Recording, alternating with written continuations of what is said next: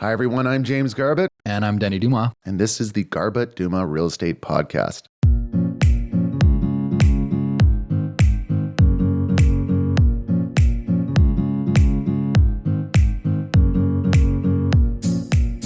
Multiple offers are a thing again. Very often. It's overwhelming as a consumer sometimes when we shift from a slower market where you've got time and there's no pressure and market or listings are on market for weeks and weeks at a time to here we go. They're looking at offers on Monday. We got to get prepared this weekend. Do you want to do a pre-inspection? Here's all the strata documents. Let's go through them and chat about them. Make sure you've sent the property docs to your mortgage broker. It's a different pace. It is curious to note, though, in this multiple offer scenario, that writing an offer is revocable. But picking a date to look at offers, that's irrevocable. It's crazy. And so we want to talk about that form too. Yeah. The new form came in last fall, maybe, something like that. The irrevocable direction regarding presentation of offers. It's a mouthful. This is a form that we're discussing with a seller at the beginning of the listing. We are discussing whether or not to pick a date to look at offers or look at offers as they come, depending on the strategy of the listing, depending on their timeline, etc. But multiples are back. They are back. And talking of this irrevocable form, it's really a delicate situation. It certainly was in the last few months to even decide to use one or not, because from a listing agent standpoint, you don't want to scare people away from offers. And there's such this stigma of multiple offers means it's going to sell so much over asking. That's not always why we put a irrevocable direction of representation for offers. The reason why we do it usually is to give buyers time to see it. If we list on Monday and we don't take offers till the following Monday, it's not because we're expecting multiple offers always. It could be because we just want to get the best offer. We want everyone to have a chance to see it. We want our seller to have the confidence that, okay, we had it on the market for a full week. We had offers on this day. This is the best we could do after this market exposure. So it doesn't always mean that there's multiples, but a lot of buyers and many buyers agents that aren't as experienced will see that form on your listing and say, oh, they're expecting offers. That means this one's getting multiples. So it's a really delicate situation and you have to plan it very well if you're going to use this form because it's irrevocable. There's a lot of reasons to use the form. Another would be it's a strata property. You've ordered strata documents. They're not coming in till Friday. You list it on Monday. You don't want to look at an offer till you have strata documents so the buyers can be prepared and write stronger offers. Another one is for a single family home. Maybe you've ordered an oil tank scan and that scanner can't come until Thursday. Same thing. You want to have all the information for consumers to make good decisions and write a stronger offer if they choose to prior to looking at offers. And that is often a reason to use this form as well. There's pros and cons to using the form. If you get to that offer date and you only have one group that is interested in offering, now you've lost leverage versus if you were willing to look at that offer or that group's offer on Tuesday because they messaged you as soon as it listed and they got in to see it within 20 minutes because that happens right now. And they would have wrote an offer right away. And that offer potentially could have been stronger because they thought they were getting ahead of other buyers. The urgency for sure. Totally. Yeah. Yeah, we kind of take that power away from our seller as soon as we decide to use that form. So it's a new form. I think people are still trying to figure out how to use it, when to use it. I would say when to use it is the strata situation if you need docs. If you're waiting for the due diligence that you need in order to list it. We can't always, in a perfect world, we would have strata documents before we listed. We'd have all these things done before. But the timing of listings is something sometimes completely out of our control. So you can only do the best you can with what you have. But you have to be careful because if you the second you put that form on there, it's irrevocable and you just have to live with your decision. But like Denny mentioned, you can put an offer in, a subject-free offer, and you don't have to live with that decision. It's kind of silly, eh? The real estate's wild. Yeah. I wish there was a little more correspondence with people who work in the industry when these things are decided, but it is what it is. So- And we play the game the way that they tell us to play the game. And whether or not it makes sense is not our decision to Yeah, make. there were a few times during hot market conditions. There's a few times where realtors would put a DRPO out there, which was the DRPO was before it was revocable. Apparently, it was the same exact form, only that one could be revoked. This one can't. So there would be times where listing agents would post it, and then all of a sudden you would hear that the property sold, and your clients thought that they weren't looking at offers until Tuesday, but by Sunday it was sold. So this form is to prevent that from happening. It's supposed to make the market more fair. It's supposed to give everybody an opportunity to see it. There's still ways around it, but the reason for this form all has to do with multiple offers, which we're starting to see more of. So if you have a property that's priced within market value right now, especially, we're seeing a lot more multiple offers. So have you seen like a lot of the irrevocable forms on those, or have you just heard agents being like, yeah, we're looking at offers on Tuesday? It's kind of 50-50, and I'd say it's slowly starting to steer more towards people posting the form. People listing on Monday and waiting till the following week to look at offers. That's more and more common in the last 2 weeks than it was in January, February. Let's share a little recap on dealing with multiple offers, both from buyer and seller side. So let's start with the listing side. The best way to get the most for your seller and be the most prepared for looking at multiple offers on Tuesday evening or whatever that may be. Yeah, multiple offers. We've said this many times on our podcast. They're so important. How you handle multiple offers is a major game changer. Agents that do it really well do really, really well in this industry. They consistently have the higher sale prices. They don't have agents mad at them at the end of it. The seller's happy, the buyers are happy. The goal in selling a property always should be to do the best for your seller, but for both parties to feel like it's a good and fair deal. And how you handle multiples actually starts the day your property is listed. And that goes back to, do you have a form posted for an offer presentation? Is it clearly stated on your listing? Are you letting buyers know that when they come through so they don't feel in the dark? Do you have all of your due diligence ready? So all of these things before multiple offers even happen are extremely important. Having the documentation that you need, being a well-informed listing agent, and being able to inform buyers, that all plays into being an agent that handles offers really well. And then there's the offer day. The offer day communication is extremely important. Get up in the morning, have your coffee, and then send everybody a message saying, just a reminder, we're looking at offers today at 2:00. Please let me know if you're going to write an offer. There's a lot of agents that think they're really clever and they wait until the last minute to send their offer. That's fine. But if you wait until 2:05 to send your offer, you might be making it more difficult for the listing agent, which they might not like. Or you might get lost in the shuffle. You might get buried a little bit, and you need to call and follow up and make sure the listing agent has received your offer. There's a lot of communication that happens.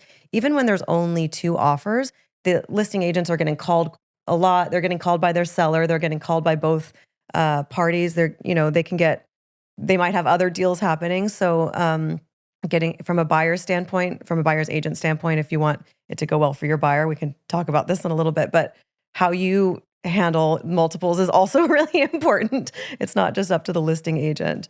But when it comes to negotiating and getting the most out of the offers, listing agents that handle multiple offers really well constantly get better results. It's a learned skill like anything else. It comes with experience. It comes with trial and error. And each scenario is different, but the core number one most important thing is communicating. It's unacceptable for a buyer's agent to not know how many offers they're competing against. It is unacceptable for a buyer's agent to not hear from you as a listing agent for hours after the deadline. Put yourself in a buyer's shoes. When someone has spent all this time and energy writing a strong offer and they submit it at 5 p.m. and they're just twiddling their thumbs, thinking about this every second for the next 3 hours. And 8 p.m. is not a super long time. There's been times where we don't hear back till the next day, which is hilarious. 8 p.m. is not a crazy amount of time, but in a buyer's shoes where this is like a very stressful situation, there is a lot of anxiety. They're putting a lot of money on the table that probably in a lot of scenarios they feel uncomfortable with. And so that 3 hours feels like months to them, right? So communication as a listing agent, I think, is the most important thing. Communicating well will get your seller more money, will get you a better result, will build trust with the buyer's agents, will build your reputation in the industry. And it is as simple as calling everyone back and just letting them know what the situation is. Hey, Jim, when I spoke with you 45 minutes ago, it seemed like there was going to be 4 offers. We now have 6. I just wanted to let you know you're not in the lead at the moment. If you'd like to adjust anything, let us know. Otherwise, we'll probably be going a different direction. Though that quick phone call, it takes 25 seconds, and it results in better outcomes for your client, and it results in buyer's agents really valuing the opportunity to have the chance to win. Right. So let's talk about it a little bit from the buyer's agent's spot. If you have a client that is probably going to offer on a property, it's really important that you see the property. So from the beginning, if you know it's a property that your client will be interested in, it's a great idea if you can go see it. The buyer will trust you more when you're telling them about the value. It's hard sometimes. Good agents are busy, so they can't always see it with you, but they can go see it at some point. So if you can, make sure you see the property. Make sure you're reviewing the documents ahead of time. Make sure you're reading the listing, the entire listing. Make sure you're reading the realtor remarks. Make sure you're reading the write-up. Make sure you click on the documents. Make sure you read the documents. The more you know about the property, the more you can ease your client's nerves about what they're buying. You can answer their questions. You know what to expect. Some listing agents put lots of directions, lots of instructions about offers in their documents. So read them.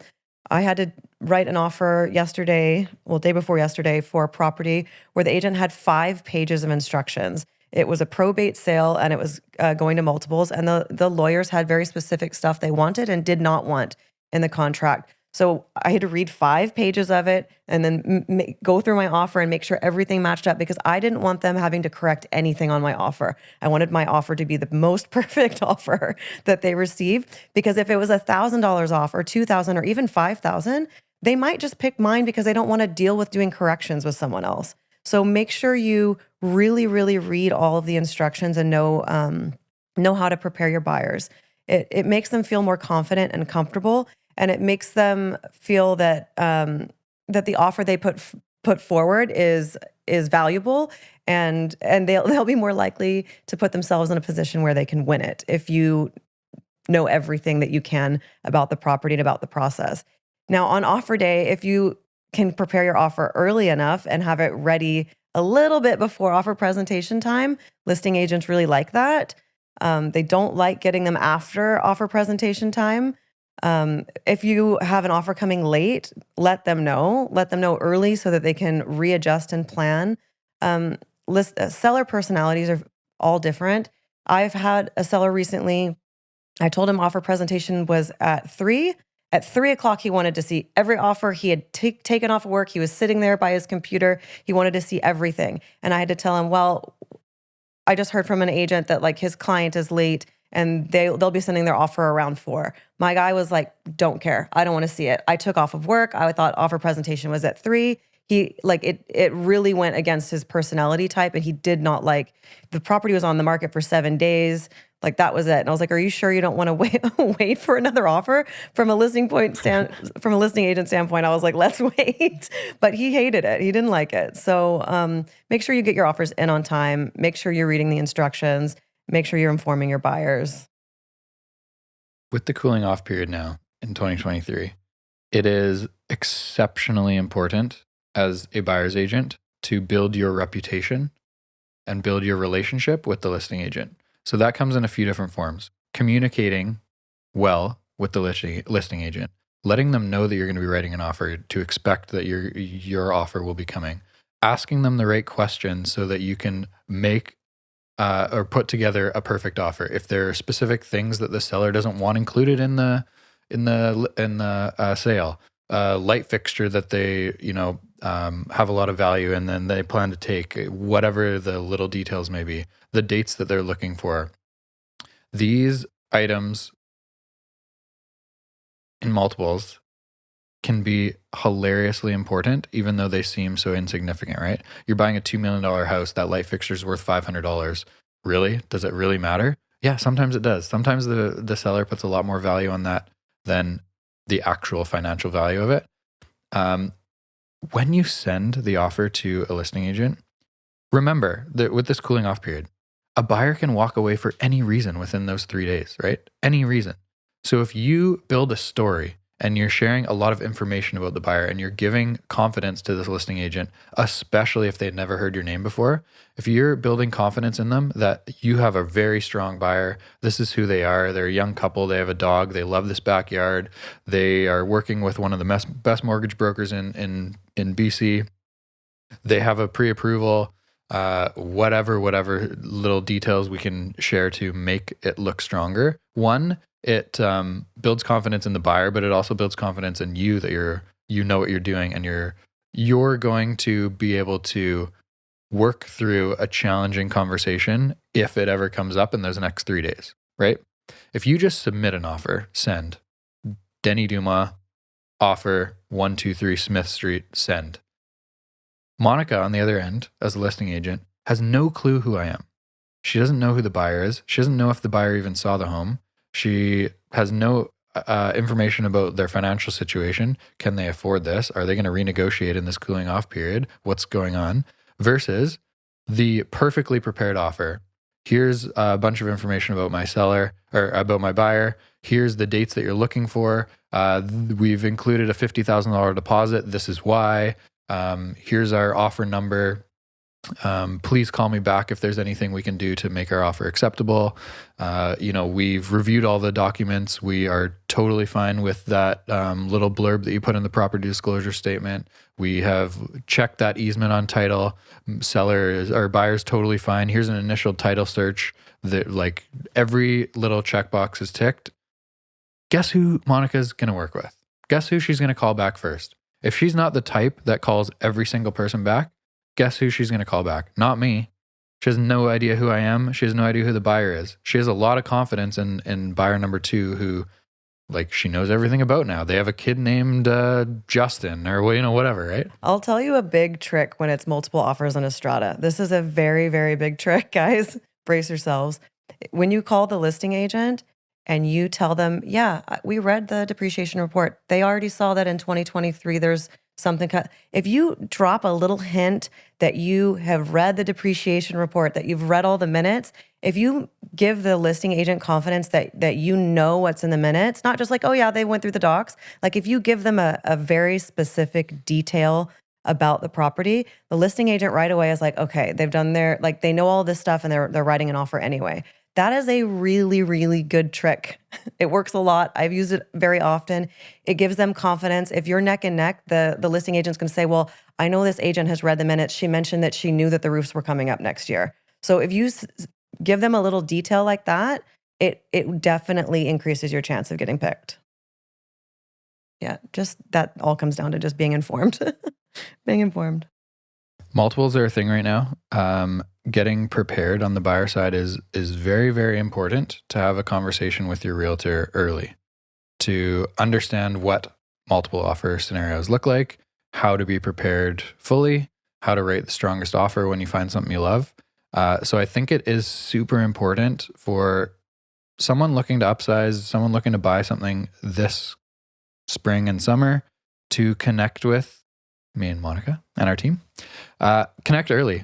There are a lot of fine details that are just too time consuming to talk about in a podcast, but it is really important that you are prepared and we have all that info early to write a strong offer. Yeah. And if you're thinking about buying this spring, have that conversation with your agent right now. If you're a realtor, have that conversation with your clients right now. Let them know from the buy side, we're seeing more multiples.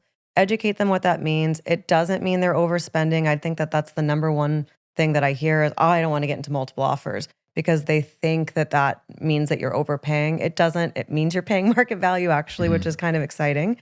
Just have those conversations early so they know what to expect. It doesn't mean they're not doing the due diligence. We're still doing it. Just preparing your clients a little bit better and preparing yourself a little bit better will help you be successful. The term bidding war in Greater Vancouver is a trigger. Yeah. It's fully triggering for the majority of people. Yeah. The idea of a bidding war. Remember, no matter what the scenario is, it doesn't matter if there's 3 offers or 633 offers. It doesn't matter. We are going to educate you on what is our opinion and our thoughts on market value of this property. You don't have to write an offer higher than that. But understanding that just because a property is listed at $999 doesn't mean the market value is $999. So writing an offer at $1.2 million might be a friggin' steal if you get that property because it's worth $1.4 million, right? But this idea of bidding war and like just the tough mental negative, scenario going into that can be really challenging for a lot of people. But I think it's important to understand, like, list price, we say this all the time, list price does not equal market value. In busy markets, in slow markets, they're 2 different things. Like an appraisal, a market value, and a BC assessment, they're 3 separate things. Market value and list price, 2 very separate things depending on value. There's lots of scenarios right now. And again, this misconception that, like, because there's multiple offers, I have to go over asking. Separate the correlation between list price and sale price. There is none. Every scenario is different. If a property is listed at $999, it might not be worth $999. It might be worth 1.2. It might be worth $925. Just because you get into multiples doesn't mean you're spending over list price or writing an offer over list price. You're writing an offer where you think the property's worth. And often right now it's happening on all product types, but often right now we are seeing multiples and it's selling like just below list price. Exactly. Yeah. Yeah, exactly. I should definitely clarify that we've had multiples on properties that have sold under asking, but asking price, like you just said, is very rarely do we meet with the seller and they say, okay, I want to sell my property for 1.209. And then we list it for 1.209. And then we say, we're taking nothing but the asking price. That has never happened, okay? It's usually, we think it's worth this in this range. And then we give our clients a range. And then we say, okay, if you list at this price, this is at the lower end of market value range. We think that you'll be very busy in the first week or 2. The chances of you getting multiples is greater. And we expect that at this price, we should sell it within 2 to 3 weeks. If you list at the high end, we expect that you're going to be listed for about a month. Showings could be fewer, offers could be fewer, and we will sell under asking. And we just give them the options and then they choose. But never, ever, ever do we ever tell them your property will sell for 1.209. That's never happened. It is one of the biggest things that we try to get across to buyers and sellers. List price is a number. It's a marketing number that we pick to try to get the best results for the seller. And depending on the market conditions, that strategy adjusts significantly. Sometimes, like, I keep saying $999 because the house a buyer offered on in New West last week, listed at $999, sold 1.3. But like $999 is a ridiculous number, right? The house was worth, in my opinion, mid to high 1.2s. So it sold slightly above Was that the one on 10? my guess. Yeah. Okay, yeah. Slightly above my guess. But at this point, it's like it's a pretty unique home that there hasn't been anything like that for like 12 months. So guessing the exact sale price of something like that is impossible. But $999 clearly is a joke of a list price. Yeah, it's just, they wanted multiples and they wanted to sell it right away. Exactly. That was all they wanted. That you could see that from that price. Nothing is sold for $999 in that neighborhood in ages. Years. In 6 years. Yeah, years. Yeah. Yeah. I think that is the biggest thing with buyers and getting over this fear of bidding war. If you really love a home, literally the worst thing that could happen is you write an offer at where you think market value is, and someone else buys it because they pay more money. That's the worst.